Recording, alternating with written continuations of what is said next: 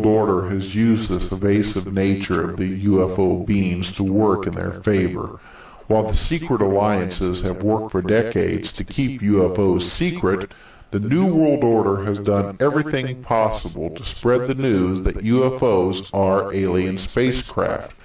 Of course, the New World Order also spreads an abundance of disinformation about UFOs and aliens. This effort has created a schizophrenic impression with the public. One side believes that all UFOs and the creatures that pilot them are extraterrestrial, while the other side thinks that UFOs are simply the work of overproductive imagination. This creates confusion and uncertainty. So while the New World Order may not be able to control UFOs and the creatures who fly them, they can still control the public's perception of them. The frightening truth is that no one really knows the true natures of UFOs and the beings who pilot them. They could be extraterrestrials, but there is also good evidence that they could be time travelers or from other dimensions, or even from civilizations located in secret caverns underneath our feet. Some people even think that UFOs could be satanic and flown by creatures known by our ancestors as demons. Whatever the real truth is, the UFO creatures aren't telling us. They control the situation entirely. That is what the world's governments are afraid the public will find out. Not that UFOs are real. They know the UFOs are real. What they don't know is who the UFO pilots are, where they come from, or what they really want. We are helpless to prevent them from flying in our skies or even controlling us completely. They have the upper hand, and there is nothing we can do about it. One of the more intriguing aspects of the UFO conspiracy is the continuing rumors of secret underground bases in the United States and other countries. Many of these secret bases are alleged to be cooperatives with the U.S. military and various extraterrestrial races. These stories are nothing new. I heard these rumors circulating in the halls of the Pentagon years before they became public to UFO researchers. There is no doubt that there are secret underground military bases in such locations as Area 51 in Nevada and Pine Gap in Australia. However, it's still open to debate whether or not some of these bases also house UFOs and the alleged aliens who pilot them. I will tell you that the secret NSA remote viewing project that I participated in during my days at Fort Meade, Maryland, did unintentionally view several top secret underground facilities located in the western parts of the United States. We were not allowed to compare notes or even openly discuss our individual responses to target areas. But we did talk to each other after hours, and all of us had the same impressions that some of these bases were involved in contacts with creatures that were not human as we define the terms. Suffice to say that there are secret underground bases out there that contain more than just the normal earthly military hardware. Dulce is a small, quiet town in northern New Mexico. There's nothing about Dulce to distinguish it from the thousands of other towns just like it all across the country. But, according to some, Dulce harbors a deep, dark secret.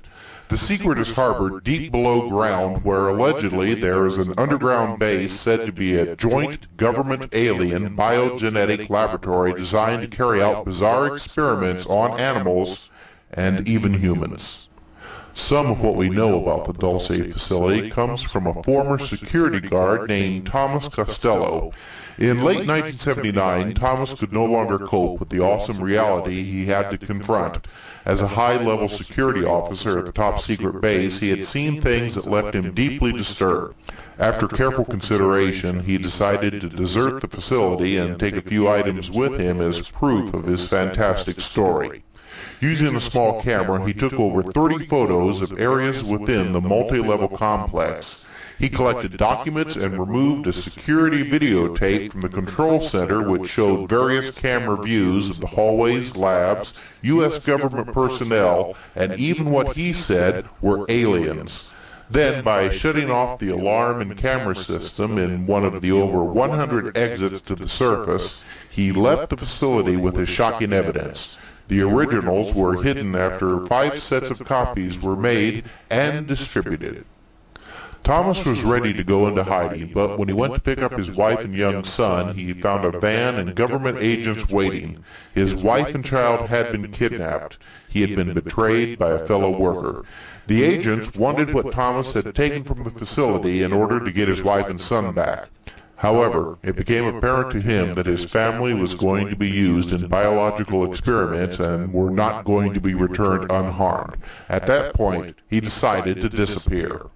Thomas alleges that there are over 18,000 short grays at the Dulce facility, and that he saw creatures that he called reptilian humanoids. The multi-level facility at Dulce is reported to have a central hub which is controlled by base security. The security level goes up as one descends to lower levels. Thomas had an Ultra 7 clearance. He knew of 7 sub-levels, but there may have been more. Most of the aliens supposedly were on levels 5, 6, and 7, with alien housing on level 5. The only sign in English was over the tube shuttle station hallway, which read, "To Los Alamos." Connections go from Dulce to the Page, Arizona facility, then onto an underground base below Area 51. Tube shuttles go to and from Dulce to facilities all over the western United States. There appears to be a vast network of tube shuttles connections under the United States which extends into a global system of tunnels and sub-cities. At the Dulce base, most signs on doors and hallways are in the alien symbol language and a universal symbol system understood by humans and aliens. Thomas stated that after the second level, everyone is weighed in the nude, then given a uniform. The weight of the person is put on a computer ID card each day. A change in weight of over 3 pounds requires a physical exam and x-ray. All elevators are controlled magnetically. There are no elevator cables. The magnetic system is inside the walls of the elevator shaft. There are no normal electrical controls. Everything is controlled by advanced magnetics, including lighting. Level 1 contains the garage for street maintenance. Level 2 contains the garage for trains, shuttles, tunnel boring machines, and disc maintenance. The studies on Level 4 include human aura research, as well as all aspects of telepathy, hypnosis, and dreams.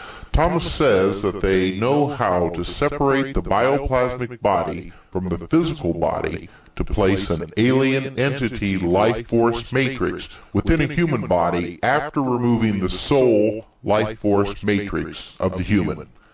Level 6 is privately called Nightmare Hall. It holds the genetic labs where experiments are done on fish, seals, birds, and mice that are vastly altered from their original form. There are multi-armed and multi-legged humans and several cages and vats of humanoid, bat-like creatures as tall as 7 feet.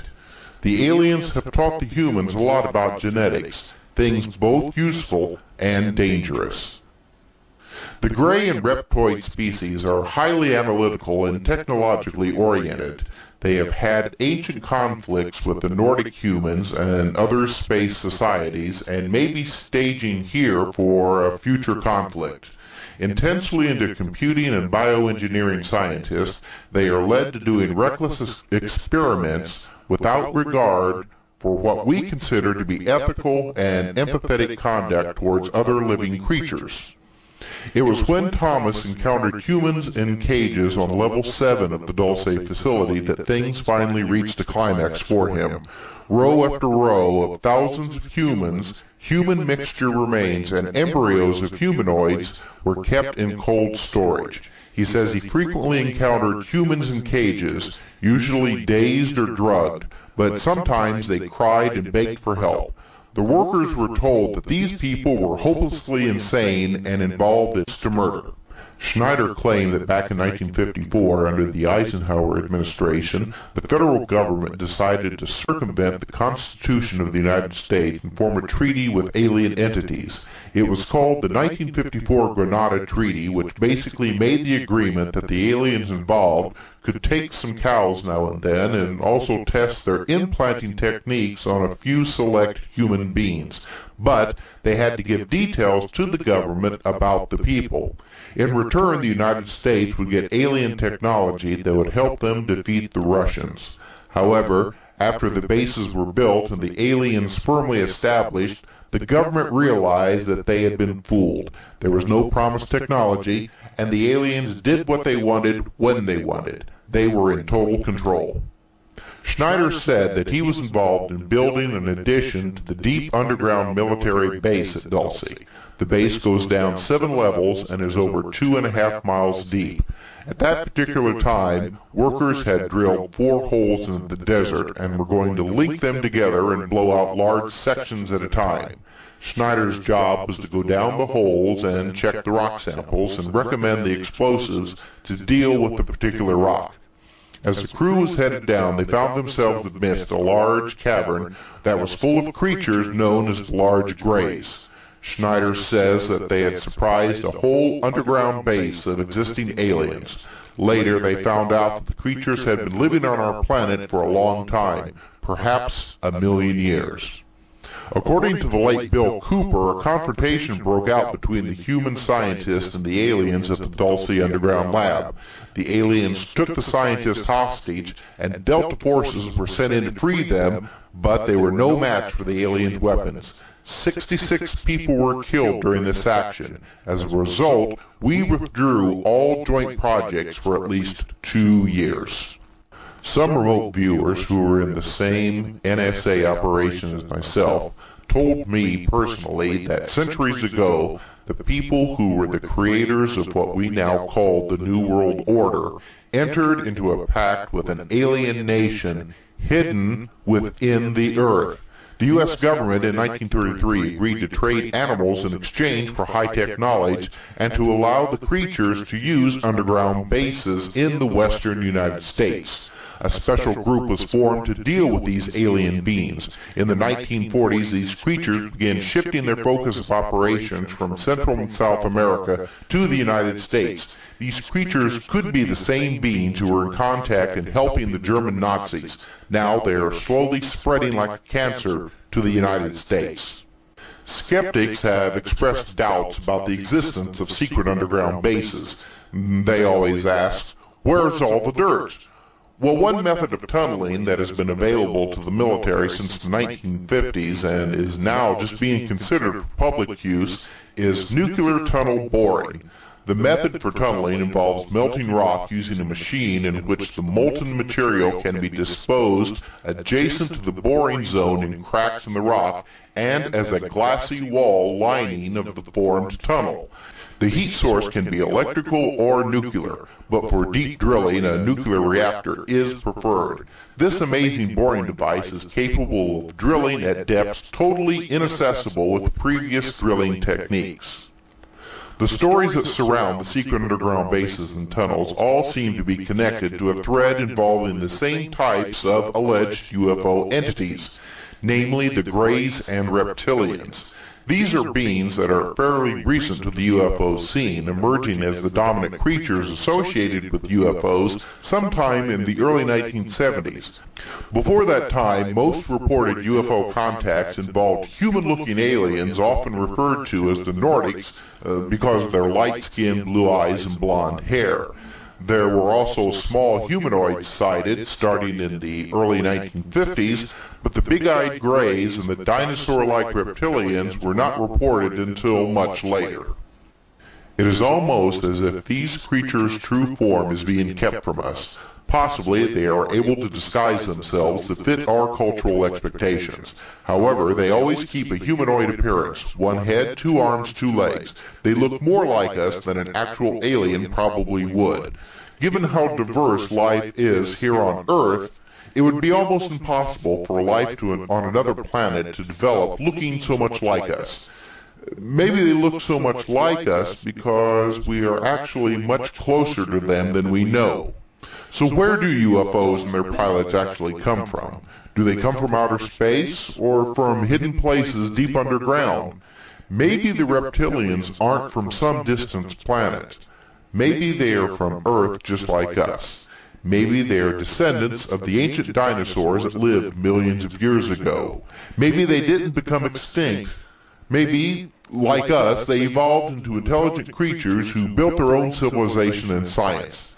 Possibly some left to conquer outer space, while others stayed behind to build their society deep underground. Maybe now they're returning to Earth, their home planet, to find it overrun with a bunch of talking monkeys. So now we find ourselves back to square one, asking the same questions but not getting the answers. Perhaps there are no real